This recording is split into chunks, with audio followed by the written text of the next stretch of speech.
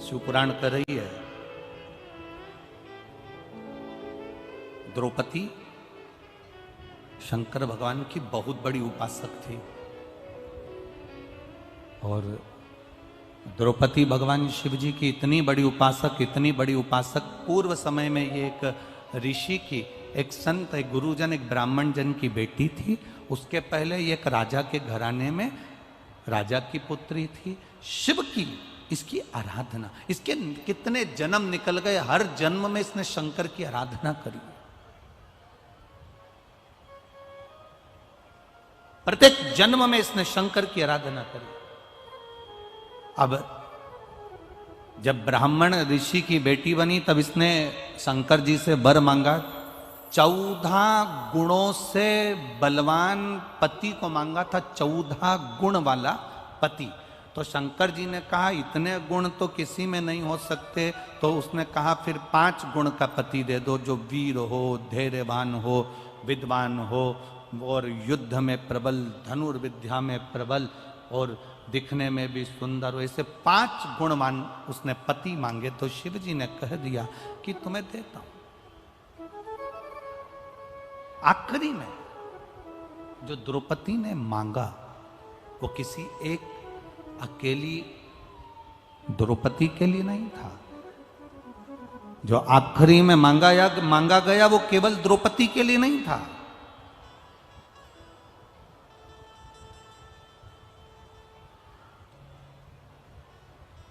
जो आखिरी में मांगा वो द्रौपदी ने खुद के लिए नहीं मांगा। द्रौपदी ने क्या मांगा? एक वर और दे दीजिए भोलेनाथ। शंकर जी ने कहा मांगो कौन सा वर? स्त्री की पवित्रता का वर दे दीजिए।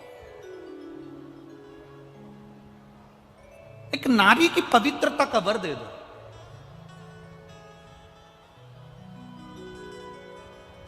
शायद ये कथा अभी तक प्रसंगों में नहीं आई।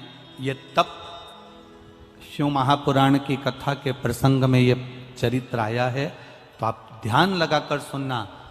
नारी की पवित्रता का वर दीजिए। शिव जी ने कहा मैं नारी की पवित्रता का वर देता हूं। क्या वर?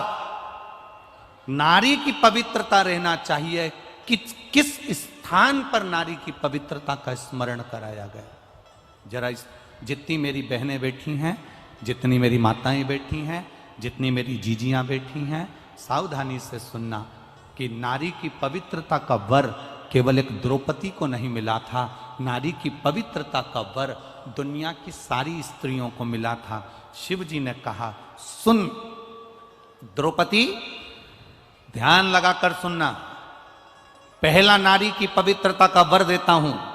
जब एक मां अपने छोटे से बच्चे को दूध पिलाती है, स्तनपान कराती है, उसकी सेवा करती है, छोटा सा बच्चा जब गोदी में गंदगी कर देता है, छोटा सा बच्चा जब गोदी में कपड़ों पर भी गंदगी कर दे, उसकी गोदी में उसने गंदगी कर दी, तो शिव महापुराण की कथा कहती है, भगवान देव अधिदेव महादेव कहते हैं वो नारी उस समय पर भी अपवित्र नहीं होती, तो भी वो पवित्र ही मानी जाती है।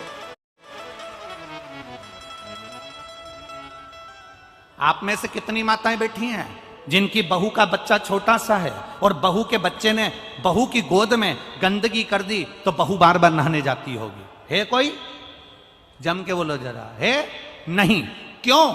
सास कह देती है अरे क्यों बेटा, बच्चा छोटा है ना, छोटे बच्चे की गंदगी नहीं लगती, छोटे बच्चे की अपवित्रता नहीं लगती। छोटा सा बच्चा गोदी में है, गंदगी कर दिया, छोटा सा बच्चा गोदी में है, गंदगी करा, और माँ भगवान की भक्ति में लगी है, माँ भगवान के भजन में लगी है, माँ कोई अच्छे कार्य में लगी है, उसके बाद भी माँ को अपवित्रता नहीं लगती है। दूसरा, बहुत ध्यान से सुनना, जितने आस्था चैनल पर मेरी बहनें सुन रही हैं और जितने फेसबुक यूट्यूब पर सुन रहे हैं और जितने इस पंडाल में सुन रही हैं, बहुत ध्यान लगाकर सुनना। दूसरे नंबर पर मेरे महादेव कहते हैं पति की तबीयत खराब है, पति का स्वास्थ्य खराब है, पति का शरीर में कोई रोग हो गया और तुम स्नान करने के बाद पति की देखरेख कर रही हो और तुमने भगवान का दिया तक नहीं लगाया, भगवान का मंदिर में प्रणाम भी नहीं करा, पति की देखरेख में लग गई, पति का शरीर बेकार हो रहा है और उसको वो मलमूत्र भी कर रहा है और तू उसकी सेवा में लगी है, और सेवा में लगने के बाद भी अगर तू मेरी आराधना कर रही है तो भी तू अपवित्र नहीं होगी, पति की सेवा करने वाली पवित्र ही मानी जाएगी। द्वितीय भाव, कोई तुमसे कह दे तेरा पति बीमार पड़ा है और तूने अबियाल गंदगी साफ करी है, तेरा पति बीमार पड़ा तूने अबियाल हॉस्पिटल से आई है और तू दिया लगाने लगी, अभी तू तेरा पति बीमार पड़ा और तू अबियाल भगवान का भजन करने लगी। शंकर कहते हैं मैंने 3 जगह पर स्त्री को पवित्र कर दिया, 3 जगह पर। पहला, जम के बोलो मेरी माताएं, कब? जब गोदी में बच्चा रहता है, छोटा रहता है, आप उसकी देखरेख कर रही हो, गंदगी कर रहा है, साफ सफाई कर रहे हो, उसके बाद भी आप अपवित्र नहीं हो, पति की सेवा कर रही हो, पति को परमेश्वर मानकर पूछ रही हो, पति को सेवा कर रही हो, उसको दवाई दे रही हो, उसको गोली दे रही हो, उसका शरीर नहीं काम कर रहा है, इसके बाद भी वो गंदगी भी कर रहा है तो तुम साफ कर रही हो, तब तुम अपवित्र नहीं हो, तुम पवित्र ही कहलाओगी। तुम्हारे भीतर एक पवित्रता का भाव आएगा। और तीसरे नंबर पर, घर में सास ससुर, घर में बुजुर्ग, घर में कोई बूढ़ा व्यक्ति बीमार है, तकलीफ में है, कष्ट में है, गंदगी भी कर रहा है और घर की बहू, घर के लोग उसको संभाल रहे हैं, उसकी सेवा में लगे हैं, तो शिव कहते हैं वो आप पवित्र नहीं कहलाएगी, पवित्र ही कहलाएगी। उसमें अपवित्रता का भाव नहीं होगा।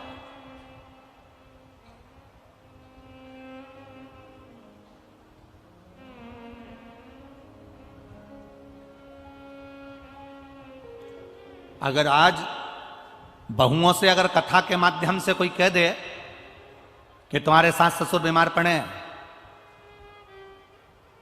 और तुमने उनके अभी कपड़े बदले, उनकी गंदगी साफ करी है, जाओ तुम नहा के आओ, उसके बाद तुम यहां पर बैठना, उसके बाद तुम हमारा भजन करना, उसके बाद तुम्हारी हमारी भक्ति करना।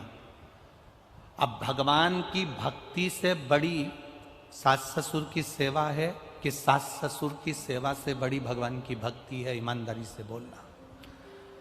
सबसे बड़ी सेवा जो तुमने अपने बुजुर्गों की कर ली, उस बुजुर्ग की सेवा से बड़ी दुनिया में कोई भक्ति नहीं हो सकती, वो शिव की कृपा है।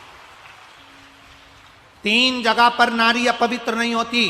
पहला, उसका बच्चा गंदगी कर दे गोदी में, उसके बच्चे ने अगर गंदगी कर दी गोदी में तो नारी बार बार स्नान करने नहीं जाएगी, क्योंकि बच्चा छोटा है, उसको संभाल रही है, उसको गोदी में लिए, उसको लाड लड़ा रही है, उसको प्रेम कर रही है, उसको स्नेह कर रही है, उसको स्तनपान करा रही है, उसको दूध पिला रही है, उसको भोजन करा रही है। माँ बार बार स्नान नहीं करेगी, वो नारी पवित्र की पवित्र कहलाएगी। वो जब चाहे भगवान का भजन कर सकती है, वो जब चाहे तब शिव की आराधना कर सकती है, वो जब चाहे शंकर को दिया लगा सकती है, वो जब चाहे शिव के स्मरण कर सकती है। दूसरे नंबर पर, पति बीमार पड़ा है, पति को शरीर में कष्ट है, पति को तकलीफ है और स्त्री उसकी सेवा में लगी है, हॉस्पिटल में उसकी सेवा कर कर आई है और उसका मन कर रहा है मेरे पति की तबीयत ज्यादा खराब है, सेवा करते करते मंदिर चली गई दिया लगाने के लिए, वो पवित्र ही कहलाएगी, उसमें अपवित्रता का भाव नहीं आएगा। और तीसरे नंबर पर, घर में बुजुर्ग, सास ससुर माता पिता, घर का बड़ा, घर का दादा दादी, घर का बुजुर्ग अगर बीमार पड़ा हुआ है और बहू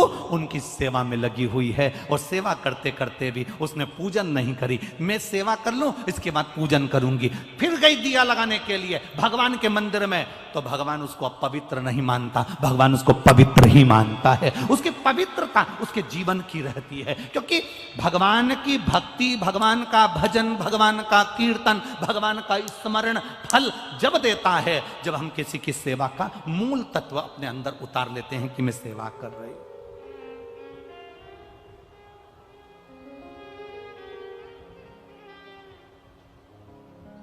ये हमसे लोग पूछते हैं गुरुजी आप कहते हो कि भगवान 3 महीने में सुन लेता है, आप कहते हो कि भगवान 3 महीने के अंदर सुन लेता है, ऐसा शिव महापुराण में होता क्या है जो 3 महीने के अंदर भगवान सुन लेता है?